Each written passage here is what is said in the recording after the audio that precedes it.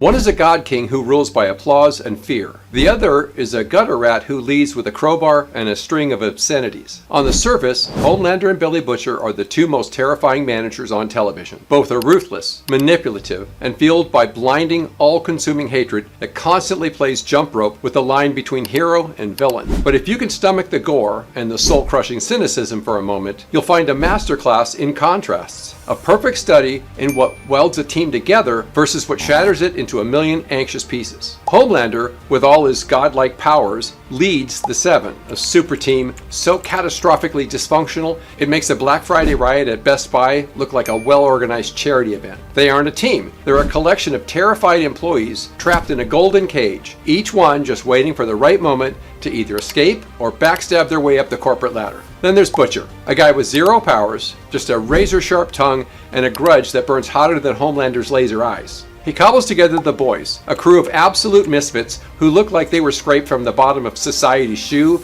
and somehow, through sheer force of bastardly will, turns them into a loyal, if spectacularly chaotic, family. They fight, they bicker, and they nearly kill each other on what feels like a weekly basis. And yet, when the chips are down and the world is ending, they stand together. So what can this brutal showdown teach us about what it really takes to lead? While one guy builds a team of disposable, smiling action figures, the other forges a unit that will gleefully follow him to hell and back. The surprising and frankly disturbing truth is that Billy Butcher's completely screwed up methods might just hold the secret to building a team that actually works. To understand why Butcher's leadership works, in its own unique toxic way, we first have to discuss its polar opposite, the glorious, five-alarm dumpster fire that is Homelander's reign over the Seven. You see, Homelander doesn't lead a team, he curates an audience. His entire philosophy is built on absolute power and the raw terror it inspires. This isn't a C-suite strategy, it's a dictatorship, plain and simple. Team members aren't collaborators, they're subjects. Props in his one-man show who exists solely to stroke his ego and follow orders. Any sign of an original thought, any flicker of dissent is met with the immediate threat of being turned into a pile of smoking boots. And that's not an exaggeration. Think about how he treats the Deep, a character so thoroughly broken by Homelander's psychological torture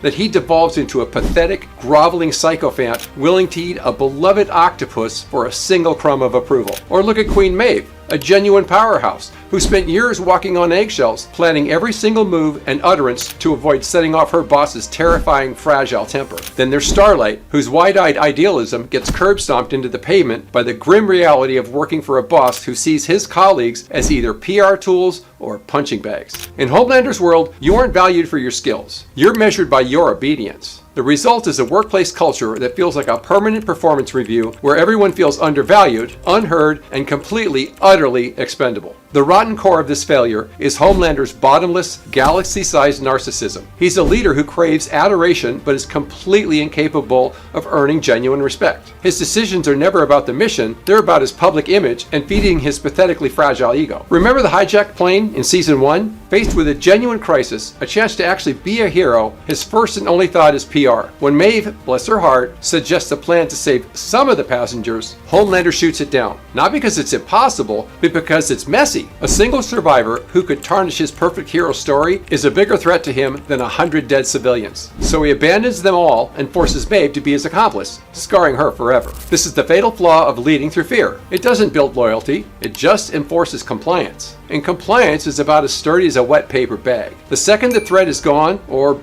better deals come along, your people will either run for the hills or stick a knife in your back. The members of the Seven aren't a team. They're prisoners in a fancy corporate jail with a great view. And their energy is spent navigating their leader's psychotic moods instead of, doing their job. They constantly undermine each other because in a culture of fear, the only way to feel safe is to make sure someone else is the target. Homelander may have the power of a god, but his inability to foster an ounce of trust or a shared purpose makes him one of the most useless leaders imaginable. He sits on a throne of lies, surrounded by people who either hate him or are terrified by him, and he's completely, utterly alone. Now, let's wade down into the grimy, beer-soaked safe house of Billy Butcher. If Homelander leads from a sterile, glass-walled boardroom, Butcher leads from the gutter. His approach is messy, morally ambiguous, and often just as brutal as his enemies, but here's the infuriating thing. It works. The boys, against all logic and reason, function as a team. They pull off impossible missions, not because they're forced to, but because they choose to. The secret to Butcher's sick brand of effectiveness is a single, incredibly powerful idea, a shared mission. Butcher's leadership wasn't born from some MBA course or a desire for power. It was forged in the fire of pure, unadulterated revenge. His one all-consuming goal, to bring down Vought and every last soup, acts as a powerful rust magnet. He doesn't post a job opening on LinkedIn with an ad that reads, "Seeking highly motivated individuals for high-risk, low-paying opportunities. Must be comfortable with moral ambiguity and collateral damage." He just starts the damn mission himself and picks up anyone else who's been screwed over by this superpowered society. Look at how the boys get together. He finds Huey, completely shattered after A-Train turns his girlfriend into a fine red mist. Butcher doesn't offer him a 401k or dental. He offers him a purpose for his pain.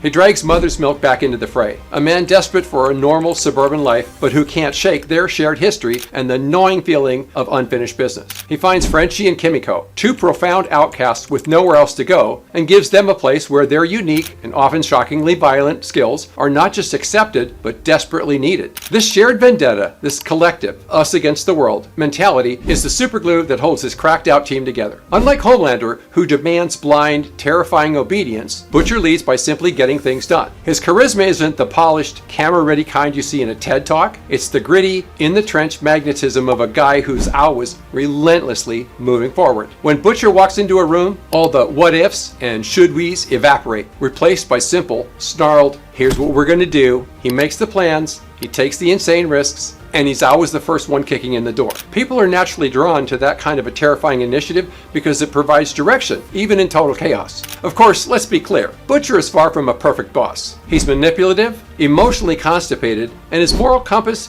is a spinning top in a hurricane. He lies to his team and endangers them constantly. The Spice Girls speech in season 3 is peak Butcher, a cynic, profane, yet somehow motivational rant that admits they're all fundamentally broken while reinforcing their collective power. He's not pumping them up with fake praise. He's telling them that their combined trauma is their greatest weapon. And that's the key difference. Despite being a complete bastard, there are fleeting moments of profound, almost fatherly loyalty. He lets MM beat the absolute shit out of him just to vent, understanding that team unity is more important than his own pride. He constantly protects Huey while verbally abusing him, naturally because he sees a shred of innocence he feels compelled to shield. The group is the only thing keeping him from going completely off the deep end. While Homelander brings out the absolute worst in everyone around him, the boys, in their own screwed up way, often bring out the best, or at least the least worst, in Butcher. They built a culture on begrudging respect and a shared goal. They trust him, not because they like him, but because he gets results and because, when it really matters, he has their back. If you're digging this breakdown of Butcher's twisted but effective leadership, and you enjoy deep dives into the psychology of your favorite characters, do us a solid and smash that subscribe button. I'm dissecting pop culture to find lessons you can actually use, or at least will be entertained by, and you won't want to miss what's next. So what are the actual tangible lessons we can pull from this diabolical clash of styles? When you put Butcher and Homelander side by side, three big takeaways emerge about what makes a team work, or what makes it implode in spectacular fashion. First, there's a Grand Canyon-sized difference between loyalty and compliance. Homelander gets compliance. Butcher, for all his sins, earns loyalty. Compliance is just behavior driven by fear. It's the office drone smiling and nodding while the boss presents a terrible idea just to avoid getting fired. Think of any meeting of the 7. Homelander walks in, and everyone tenses up, stares at the floor, and agrees with whatever he says. Not because they believe in his vision,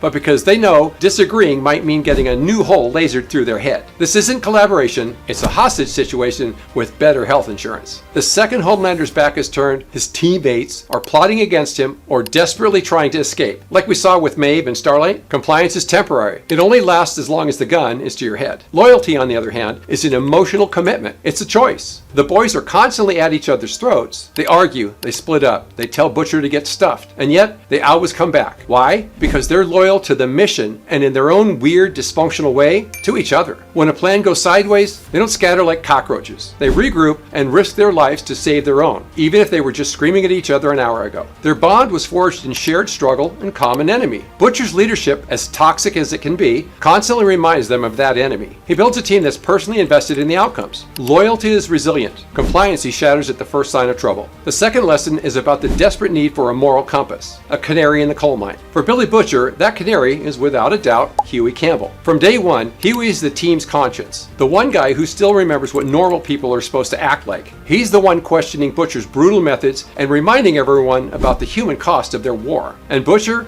in his own abrasive way, knows he needs this. He literally tells Huey his job is to stop him from going too far. And even though he ignores Huey half the time, there are key key moments where that influence pulls him back from the brink of pure monstrosity. The whole team really act as a check on Butcher's worst impulses, just enough to keep the mission from going completely tits up. Well, most of the time. Now, who's Homelander's canary? Nobody. He systematically and gleefully destroys anyone who could possibly call him on his bullshit. Dr. Vogelbaum, his own creator, tried to offer guidance and got his legs melted off for the trouble. Madeline Stillwell provided a weird, Oedipal kind of grounding, and he murdered her when he found out she lied. Queen Maeve dared to challenge him and was imprisoned. Starlight stood for integrity and became his public enemy number one. Homelander only surrounds himself with terrified yes men and sycophants. He has no one to give him honest feedback, no one to question his judgment, and no one to tell him no. And that's precisely why he's so unstable. With no checks and balances, his paranoia just runs wild in a playground of his own making. His echo chamber of fear ensures he only hears what he wants to hear, which just reinforces his worst, most destructive instincts. A real leader knows that they need people who will tell them the hard truths. Homelander sees those people as threats. Butcher, deep down in whatever is left of his soul, knows they're essential for survival. Finally, let's be real. Both of these leadership styles come at a staggering cost. Neither is a model you should ever actually copy. Both leave a trail of bodies and broken lives in their wake. Butcher's approach, while effective for the mission, is incredibly damaging. His mission at all costs mentality causes huge collateral damage. He burns bridges, sacrifices people, and endangers everyone around him. Taking Temp V is the ultimate example. He literally becomes the monster he hunts just to win. The personal toll on his team is immense. They live in a constant state of stress, paranoia,